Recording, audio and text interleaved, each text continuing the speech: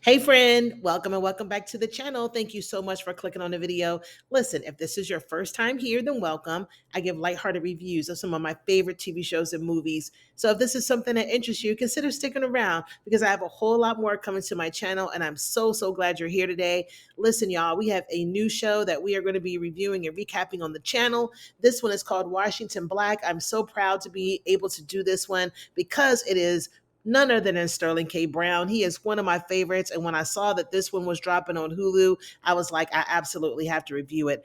So let's just get into it. This is season 1, episode 1. This one is called The Flying Man and the Musician. Great episode. Way to start it off. Let's just go ahead and get into it. Okay, now the show is going to open up, and we are hearing Sterling K. Brown's voice, and he is welcoming us to Halifax, Nova Scotia. It is 1837, and he says that it is the last stop on the Underground Railroad. So, as soon as I heard that in my mind, I thought, okay, so this must be a place where if you're on the Underground Railroad and you are escaping from being enslaved, once you make it to Halifax, Nova Scotia, you're pretty much safe. I mean, we know that these people did run the risk of I guess slave owners or bounty hunters, if that's what that was called back then, that would go and try to find these people that did escape and take them back to where they escaped from. But for the most part, if you made it to Nova Scotia, then you were fine. Okay, so he's talking about Nova Scotia. We can see that it looks like it's a port town. We see that ships probably come in and out of there. And as he's continued to narrate, we are introduced to a young man, and it looks like he's in his room and he's working on some sort of invention. Now, just then we're introduced to Medwin, who is played by Sterling K. Brown. Now we see him and he's kind of teasing the young man. We find out that the young man's name is Jack and he is the inventor. And he's like, hey man, you trying to kill me with this invention or what?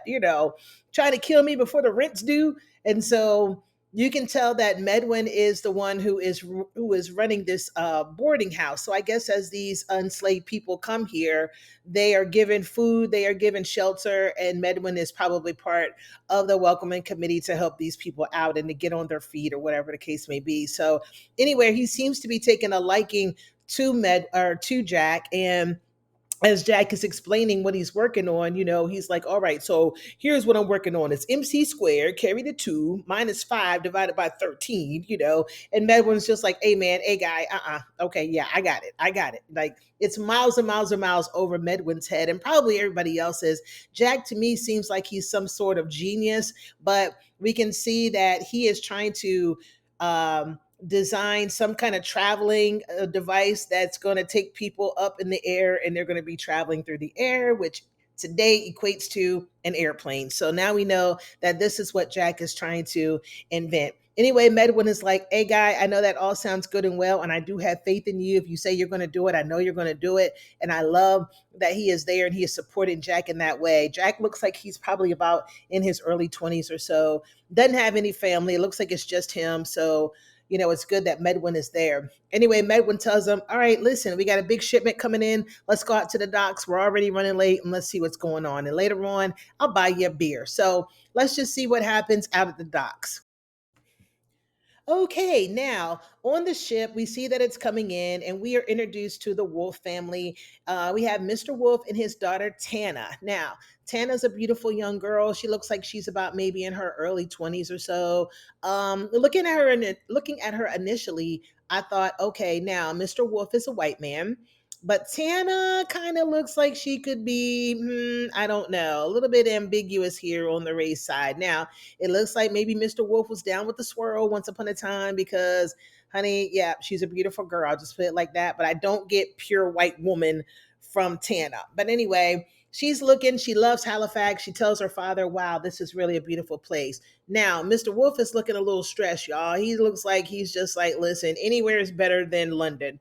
And I'm like, well, what happened in London? I'm wondering. I'm sure we'll find out. But anyway, he's asking her, do you have the itinerary? Do you know what's going on when we get off this boat? And she's like, yep, we're going to get off the boat. Someone's going to be there to meet us. They're going to take us to the lodge. And then the very next day, we're going to meet your benefactor. Now, I'm thinking benefactor that has something to do with money. And so let's just hope that it's going to be better than what it was in London. This is what Mr. Wolf is saying. And so we'll find out what happens. Now, as they're getting off the ship, we see Jack because he's there helping with the offboarding and everything like that, with the luggage and everything. And he notices Tana right away, right? He is immediately smitten, can't keep his eyes off of her. So he actually goes up to her and says, listen, show me where all of your luggage is because I'm going to take care of you and make sure that, you're all squared away. And she's like, all right, now don't get in trouble and don't get fired trying to, flirt with me and everything. And he was like, if it'll help you out with your employers, it's all worth it. And she was like, employers? Do you think I'm a servant? And immediately Jack is like embarrassed. He's like, oh my God, I never meant any harm. And there was no harm taken with Tana. Like she actually seems like she was kind of digging him as well. But we can see as the daddy's getting off the ship, he's peeping the whole thing out. And he's like, absolutely not. So he calls her name, Tana, come on, let's go. So later on, we see them, they're in the carriage and they're driving to the lodge. And she's like making small talk with him, hey, I hope that we can, get settled here and you can start working on the book again. And then maybe, even the Royal Science League, maybe we can make nice with them and they won't be mad at you anymore. So it leads me to believe that Mr. Wolf is some kind of scientist or maybe an author, but he's definitely some sort of inventor of some sort. I don't know right now. But anyway, he goes on to tell her, hey, look here. I saw that she was all skinning and grinning down at the dock with these men. And let me just tell you, Nova Scotia is one of the areas that some of these enslaved men would come and enslaved people come to be free. And it seems like they're pretty much safe here. And so I'm sure that these people will be able to tell you firsthand, but you need to steer clear of them, okay? Don't forget who you are. You are British descent and all that other foolishness. We need to, don't forget about what happened in London, and we need to be here to have a fresh start. And so she doesn't like it. She's like, I don't know what you're talking about, but I need to be me, and I don't appreciate you, trying to erase that side of my life, and he's just looking at her. You look so much like your mother in the light. And I'm like, well, did you really love her mother? Because now you're trying to change her and trying to erase that part of her life. So that leads me to believe that something did happen in London. Maybe they were fleeing. Maybe they found out in London who exactly she was. And the people in London were not too pleased about it. So now they're here in Nova Scotia. So let's just see what happens while they're here. All right, y'all. So next we see Jack, and we are introduced to Miss Angie. It looks like Miss Angie is running a restaurant there, probably for the locals, and just a place where everybody can come together, eat, drink, and be merry. So he goes in, and everyone just greets him. Miss Angie gives him his favorite plate, the usual, right? And so he asks her if any mail came in today from him. He's looking for an application from the Royal Science League because, as you guys remember, he is an inventor and he is trying to create this airplane. Now, one thing that I thought that was interesting was when we hear how Medwin speaks, he speaks like he's from regular town USA. Like he can be from Cleveland, he can be from anywhere. He just got a regular accent. Then we have Jack, who has more of like an English sounds, the way that he talks. And then we have Miss Angie, and she's sort of like a Jamaican man. She's got the Jamaican accent. So we see that they're coming from all walks, and we don't know exactly where these people came from right now, but we know that they do have their own distinct accent. And I thought that that was interesting. Now, he's also telling her about the invention, and she's like, listen, I believe in you, don't you worry. When that application comes from the RSL, I will definitely let you know. Now, back over at the lodge, we see Mr. Goff and we see Tana, and remember, they were supposed to be meeting the benefactor, Mr. McGee. So as they're arriving into, I don't know, seems like it's some kind of gathering or something, we see men that are there, they're talking and they're socializing. Tana's walking around and she enters a room where she sees some paintings, right? And these paintings are on display. And so she's looking, she's admiring the paintings. And then we're introduced to Mr. McGee. Now, she doesn't know that that's Mr. McGee from the start. And he's asking her, what do you think about the paintings? So she gives her opinion, and he's just like, wow, no one's ever said it like that before. And so she puts one and two together and she realizes that it's Mr. McGee, and she starts to apologize. He's like, hey, no need to apologize. It's fine. And so as they're talking, the father walks in. And so Tana gives the introductions, and he's like, oh my God, I'm so glad you guys are getting along because guess what? He's your new husband. And she's like, yeah, right, Dad. Good one. And so when she realizes that he is dead serious, she's like, what? So she runs out, he runs out after her, and she's like, why are you doing this? And he's like, listen, I'm obligated to do it. This is something that your mother would have wanted. And he's like, it's my obligation to do it. Mr. McGee is a good man. He's going to take care of you and he's going to keep you safe, right? We don't need what happened in London to happen here. And again, I really feel like your mother would approve of this. And she's like, you don't know what my mother wanted. Did you ever love my mother? He's like, no good comes of love. And she's like, what, like me? And I'm like, oh my gosh, what is going on here? It seems like that maybe there was a forbidden love between her mother and him, but maybe it didn't work out and she had, we'll get there. But anyway, she's upset because how dare you plan this marriage? How dare you be like Bertha Russell from the Gilded Age? Do not. I want to be able to be my own person and marry who I want to marry. Like, so she's very, very upset that this arrangement has been done behind her back with the father. But I guess, these are the kind of things that happened back then. And Mr. Goff feels like in order to keep Tana safe, he has to marry her off, and that there was no one in London that would do it. Apparently the secret must have got out in London about her being, half white and half, from, or half something else from the islands or whatever the case may be, and they were not pleased about it, which is probably part of the reason why they ended up leaving London. So we'll see what happens there, but honey, it's a mess already. All right, now it looks like out in Halifax, we got us a hole in the wall, y'all. So we're there. We got the boots on the ground. They in there, Cupid shuffling. Everybody's having a good time. We see Medwin. He's looking up from the top. I think he's in the VIP section, right?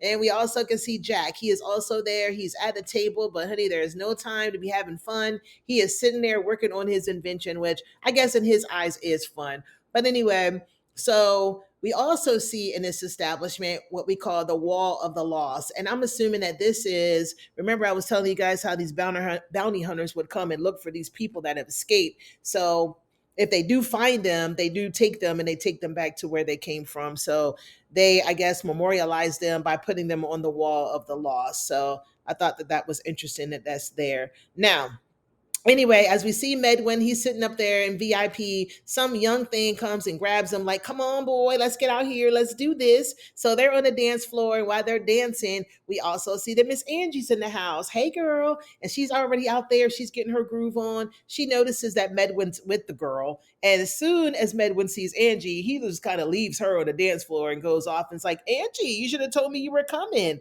And Angie was like, "Oh, there's no need for you to leave your girlfriend for me."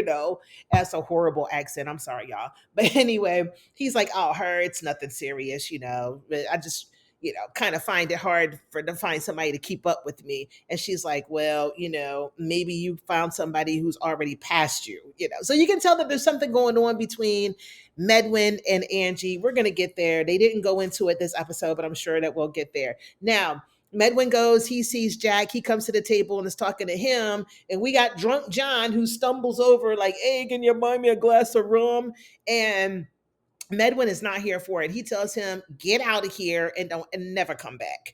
And Jack is like, man, you real hard on John. I don't know what's going on with John. Maybe we'll find out what's up with him either. But honey, he was drunk and still asking for more to drink. So anyway, Medwin shares with Jack that some man came in on the ferry today looking for someone named George Washington Black. So as soon as he said that, like, you could just see Jack's eyes. They were big as saucers. He's looking like nervous. Now, I don't know if Medwin knows that Jack is George Washington Black or not. It didn't say so. But anyway, something happened there. Next thing you know, we got a flashback 8 years earlier to Barbados. So let's go to Barbados and see what's going on there.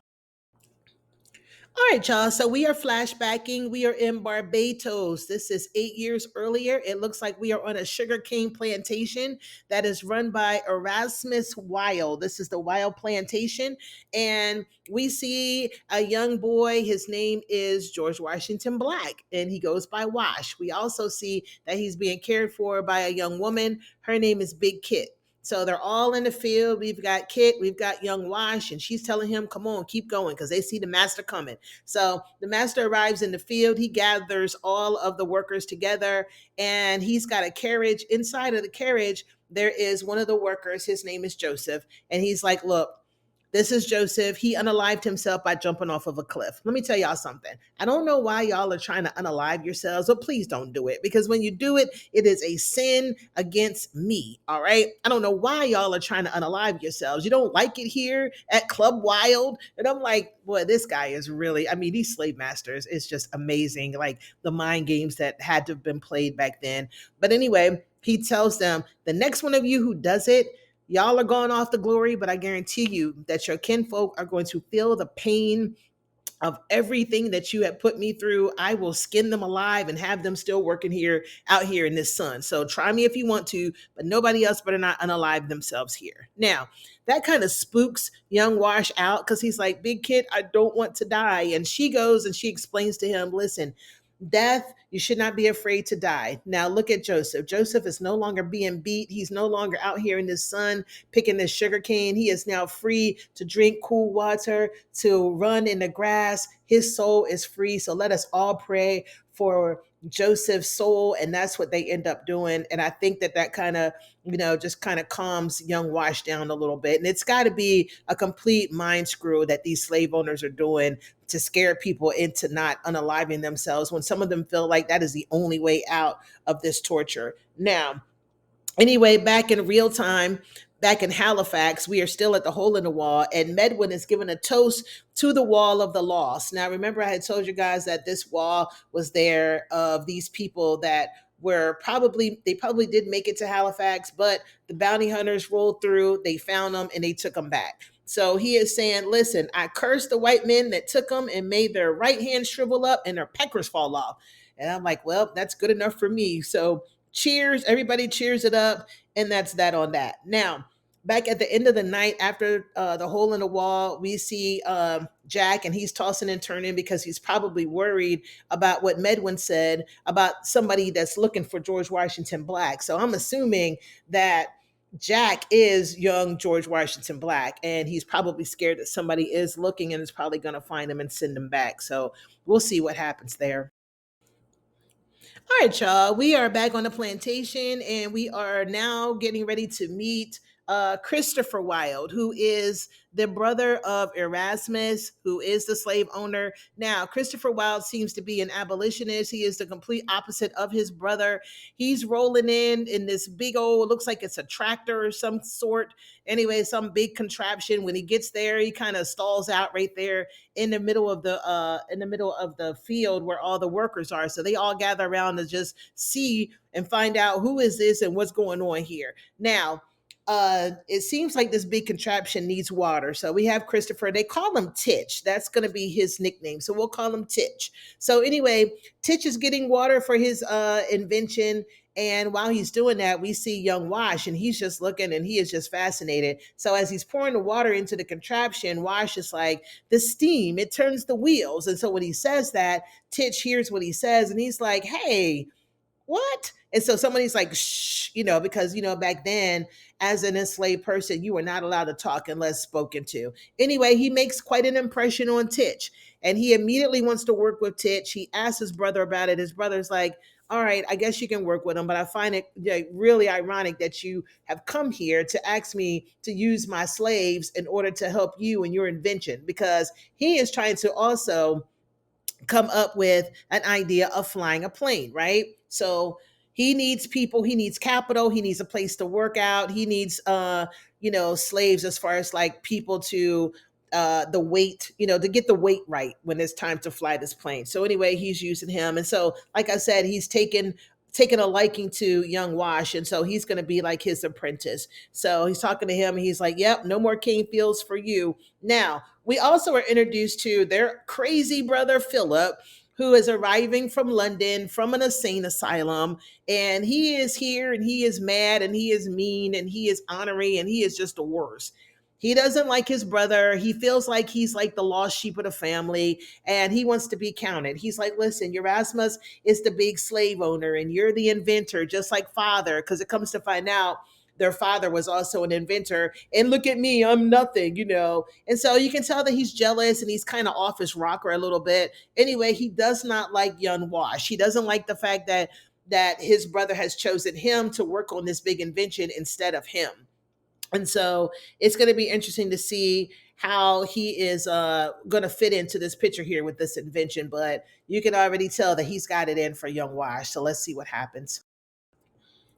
All right, now it seems like after days and days or weeks and weeks on this plantation, it is now time to put this flying machine to the test, right? So they've gathered up some of the workers, and everyone has gone to the top of this cliff, and they are going to try to see if they can put this thing in the air. Now, Philip the hater arrives, and of course, he's just looking, and even Titch is like, well, you really didn't have to come, not with all this negative energy, because he's just like, oh, this thing is never going to work. So anyway, as Titch is getting everything fired up, we have young Wash who's kind of standing by, and he's standing beside Philip. And Philip is like, hey, boy, is there any food out here to eat? And I'm like, yeah, of course, Philip, you would be asking for food. And so anyway, Wash is like, yes, sir, there's food over there. He's like, well, go get me a plate, boy. Now, Titch already told everybody, listen, watch the backblast area. We don't want anybody, rolling through while this is going on because you guys can get hurt. So anyway, as young Wash goes to make Philip a plate, he's coming back with his food and he's running. And just as he's starting to do it, I guess the engine revs up and swoosh, he gets some and he gets like blasted with some of the flames. Now, he didn't die or anything. Young Wash is okay. But back at the house, we see that Titch is yelling at Philip for it and is telling him, listen, everything that I seem to care about, you seem to ruin. Like, what is wrong with you? And he was like, oh, I didn't mean to do it, or whatever the case may be. But he did. Like, he's just been picking on young Wash since the beginning.